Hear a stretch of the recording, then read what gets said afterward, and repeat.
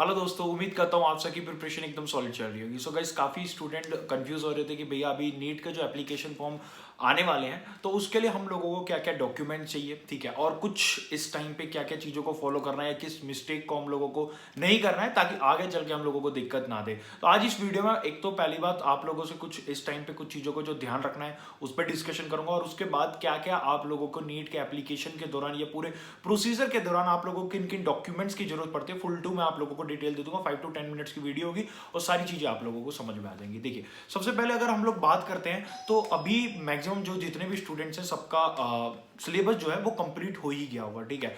और जिनका नहीं हुआ तो ये भाई ट्राई यही करो कि आप लोगों का जल्द से जल्द सिलेबस कंप्लीट हो। जैसे ही आप लोगों का सिलेबस कंप्लीट होता है अपना एमसीक्यूज प्रैक्टिस पे मेजर ध्यान देना शुरू कर दो, ठीक है।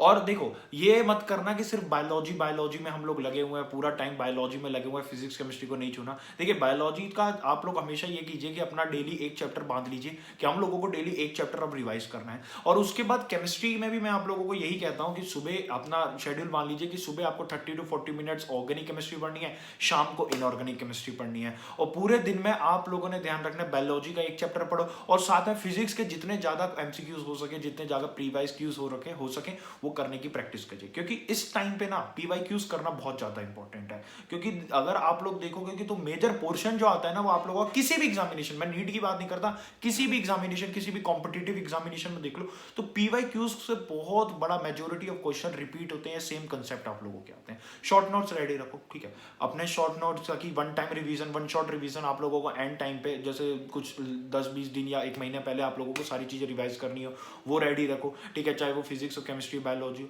ठीक है। और साथ में पीवाई क्यू सॉल्व करो, चाहे अलग अलग मेडिकल एग्जामिनेशन के हो या नीट के पीवाई क्यू सॉल्व आउट करो। और ध्यान रखना कि यार अपने नोट्स जो है वो कंप्लीट रखना, ठीक है। चाहे वो आप लोगों ने कहीं भी किसी भी कोचिंग ऑनलाइन ऑफलाइन कहीं से भी बनाए हो, नोट्स को अपने परफेक्ट रखना वो ज्यादा इंपॉर्टेंट है, ठीक है। और काफी स्टूडेंट ये भी कहते हैं कि भैया हम लोगों ने नोट्स नहीं बनाए हैं, पीवाई क्यूज कहाँ करें, तो मैं आप लोगों को एक बुक भी रिकमेंड कर देता हूँ, मेरे पास यहाँ पढ़ी भी है, ठीक है। आप लोग देख सकते हैं कि ओसवाल की 33 ईयर नीड्स की बुक है, ठीक है। सॉल्व पेपर्स भी हैं इसमें।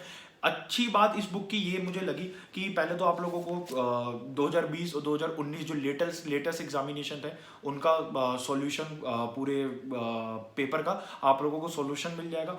उसके बाद देखिए, इस बुक में पता है सबसे बढ़िया चीज़ है एंड रिवीजन टाइमिंग के लिए, रिवीजन के लिए सबसे अच्छी चीज़ है एक तो फिलहाल आप लोगों को सभी चैप्टर्स के माइंड मैप्स मिल रहे हैं। देखिए, मतलब वन शॉट आप लोगों को कभी जैसे फॉर एग्जांपल टेस्ट देना है या आप लोगों को कोई भी जैसे ब्रॉड स्पेक्ट्रम से पूरा चैप्टर रिवाइज करना हो कि हाँ भाई इतना क्या क्या था, लेआउट एक तरह से पूरे चैप्टर का लेआउट आप लोगों को यहाँ पे दे रखा है। उसके बाद आप लोगों को चैप्टर का एनालाइज कर रखा है कि किस पोर्शन से टॉपिक वाइज किस किस तरह से आप लोगों के क्वेश्चन पूछे जाते हैं। और अच्छी बात एक और मैं आप लोगों को इस बुक के बारे में बताता हूँ जो बहुत ही अच्छा इस बुक के बारे में मुझे लगा। फॉर एग्जांपल जैसे ही आप ये देख सकते हैं, केमिकल कोऑर्डिनेशन ये चैप्टर खुला है, ओके। सबसे पहले आप लोगों को मास डिस्ट्रीब्यूशन दे दिया।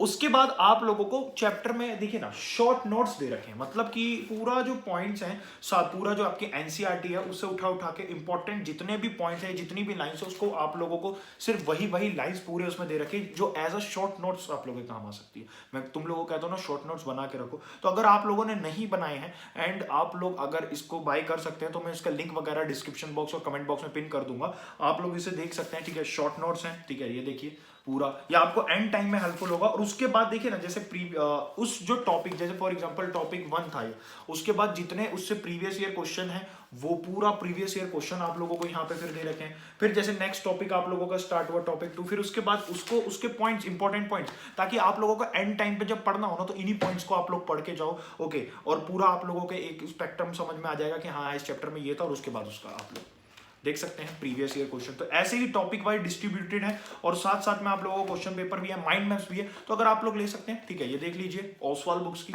वेल रिनोन्ड, आप लोगों को पता है ब्रांड है, ये पब्लिशर हाउस है, ठीक है। तो आप लोग ले सकते हैं, मैं आपको कमेंट सेक्शन में और डिस्क्रिप्शन में लिंक दे दूंगा, ठीक है। अमेजोन या फ्लिपकार्ट से आप लोग बाय कर सकते हैं अगर आप चाहें। नहीं तो अगर आप लोगों ने खुद के बना रखे हैं तो वो भी बहुत बढ़िया, वेल एंड गुड है। आप लोगों ने अब देखिए क्या है ना, अगर अब बैठेंगे नोट्स बनाने तो एंड तक जाएंगे तो दिक्कत दे जाएगी, ठीक है। अगर पहले से ही बने हुए अपनी एनसीईआरटी को बिल्कुल याद करके रखिए, बिल्कुल एनसीईआरटी को तो अपने टिप्स पे रखना है।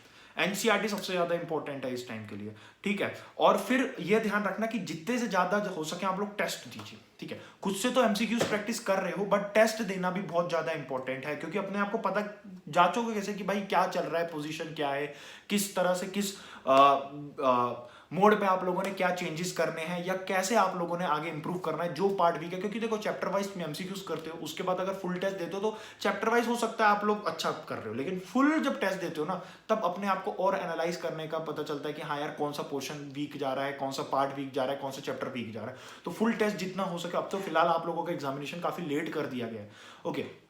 तो अपने आप को आपको इंप्रूव करने के लिए बहुत ज्यादा टाइम मिला, तो इस टाइम को और ज्यादा आप यूटिलाइज करो।